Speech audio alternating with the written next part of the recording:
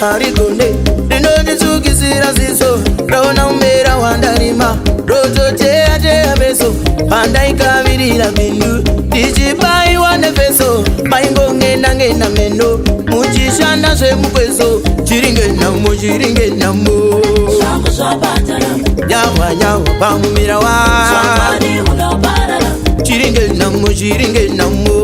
Shango shapatara Nyawa nyawa pamumira wa Shambani unaparara Uno insorere iko chimbo Rova kuda kumesori Uno insorere iko chimbo wache Rova parsina kuriba Rova kuno kumesori shambe Rova kuda kumesori shambe Rova kuno kumesori shambe Rova parsina kuriba Rova kuno kumesori shambe Rova kuda kumesori shambe Rova kuno kumesori shambe Rova parsina kuriba Rova kuda kumesori shambe Rova parsina kuriba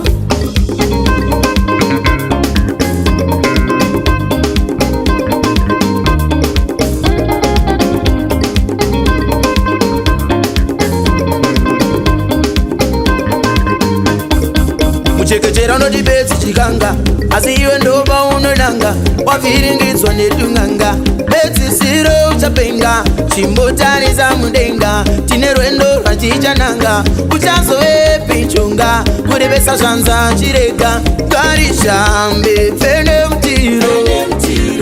Rinopona neupenyu mundiro Kuringaringa ndomuraramiro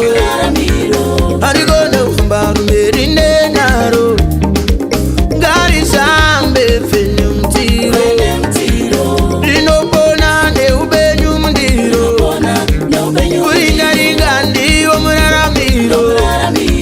Harigone ufumba rumeri nenaro Undoisorere iko chimbo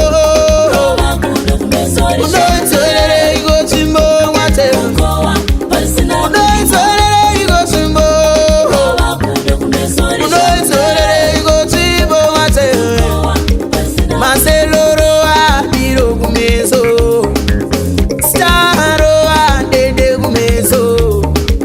Tinashe shambura mfene kumeso Presa manecha diro kumeso Seguru kudoro apapuni kumeso Famba nyikaro adiro kumeso Naiwe kifiro adede kumeso Iwe spanaro apapuni kumeso Naiwe kwantamuro apene kumeso Inspector Shandira ipene kumeso Kadani meyaro apene kumeso